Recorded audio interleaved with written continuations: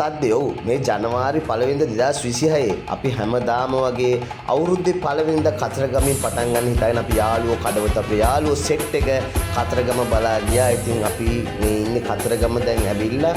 ඉතින් උදේ පාන්දරින් නැගිටලා අපි පූජා වට්ටි ටික රෙඩි කරගත්තා. ඉතින් මම හැමදාම වගේ ඔයගොල්ලන්ට කියන්නේ ඔයගොල්ලෝ කතරගම යනවා නම් හොඳම පළතුරු වලින් ගෙඩි පූජාවක් කරන්න. ඒක ඔයගොල්ලන්ට ලොකු ආශිර්වාදයක් වෙනවා. අතන මෙතන දින දූවිලි වැදිච්ච පූජා වට්ටි වලට වැඩියේ.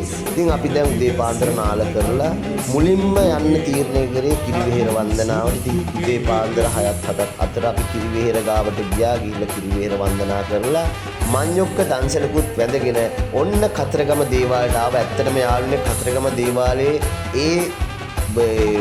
අතුලට යනකොට මට දැනෙන්නේ ඇත්තටම මාර හිතට සහනයක්. ඒක මන් දන්නේ ඇයි කියලා. ඉතින් මේ අවුරුද්දෙත් 1 වෙනිදා අපි කතරගමින් අපේ ජීවිතේ පටන් ගත්තා.